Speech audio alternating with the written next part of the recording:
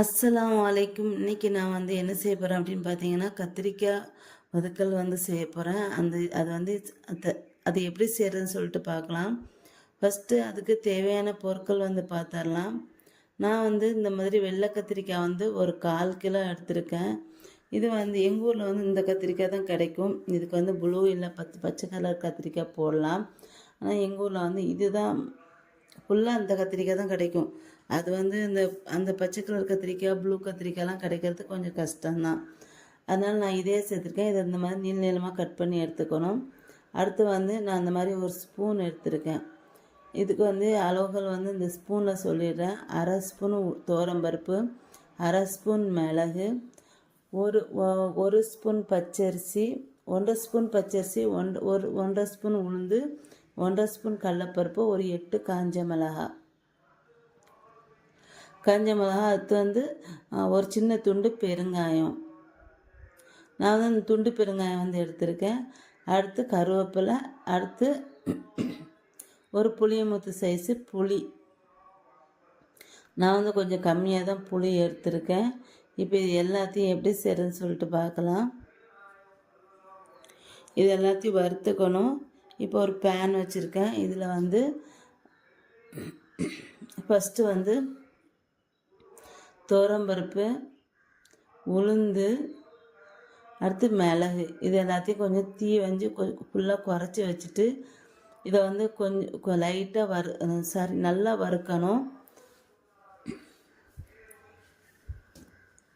First இந்த மூணையும் சேர்த்துட்டு நான் கொஞ்சமாக வறுத்துட்டு அதுக்கப்புறம் பச்சரிசி சேர்த்துக்கிறேன். இது லெமன் சாதம் இல்லைனா புளி சாதத்துக்கு தாங்க இது கொஞ்சம் நல்லாயிருக்கும். ஒயிட் ரைஸ்க்கெலாம் இது அவ்வளோ செட் ஆகாது இந்த கத்திரிக்காய். அடுத்து நான் பச்சரிசி சேர்த்துக்கிறேன்.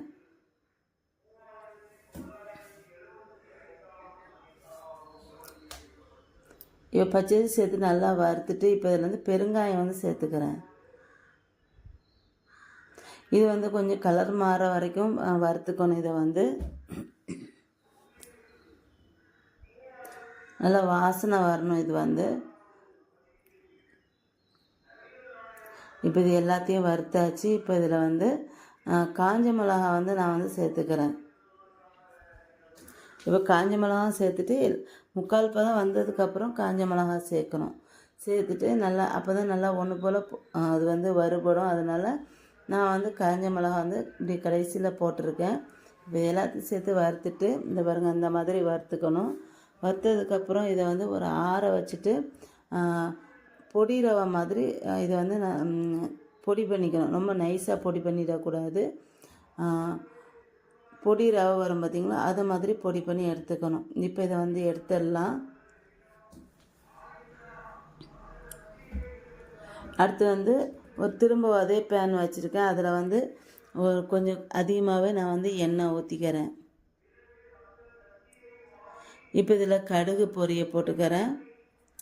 அடுத்து கருவேப்பிலை போட்டுக்கிறேன்.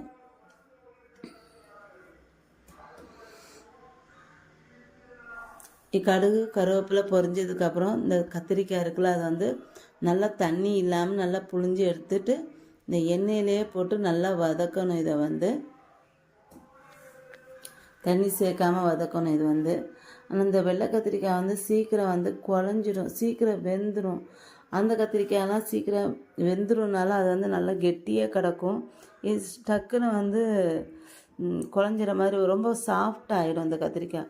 ஆனால் இது தான் இங்கே கிடைக்கிறதுனால நான் இதே எடுத்திருக்கேன். உங்களுக்கு அந்த ப்ளூ கலர் கத்திரி இப்போலாம் பச்சை கத்திரி கிடச்சா அதை வாங்கி செஞ்சுக்கோங்க.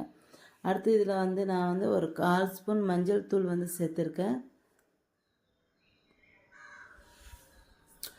அடுத்து கத்திரிக்காய் தேவையான அளவு உப்பு சேர்த்துக்கிறேன். அடுத்து கத்திரிக்காய் நல்லா வதங்கி நல்லா வெந்ததுக்கப்புறம் நல்லா இதானதுக்கப்புறம் ரொம்ப குழைய விட்டுறாதீங்க. இந்த பொடியை கடைசியாக சேர்த்துக்கணும். சேர்த்துட்டு இதையும் நல்லா எண்ணெயிலேயே வதக்கணும். அந்த கத்திரிக்காயோடையும் சேர்த்து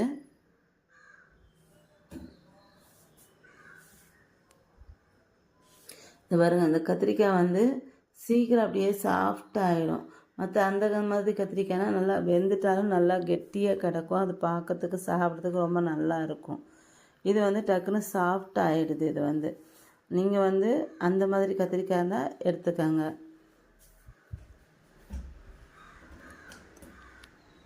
இப்போ பவுட்ரு போட்டு ஒரு நிமிஷம் கழிச்சதுக்கப்புறம் கருவேப்பிலை தூவி இதை வந்து இறக்கிடணும்.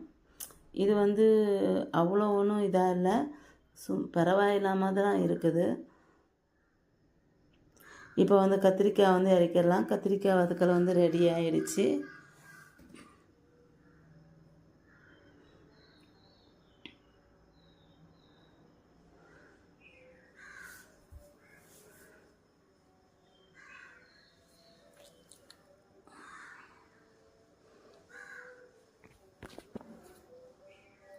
லெமன் சாதம் புளி சாதம் செஞ்சிங்கன்னா இந்த மாதிரி செஞ்சு பாருங்கள், கண்டிப்பாக நல்லாயிருக்கும் இந்த மாதிரி. ஆனால் ஒயிட் ரைஸுக்கு கண்டிப்பாக செட் ஆகாது.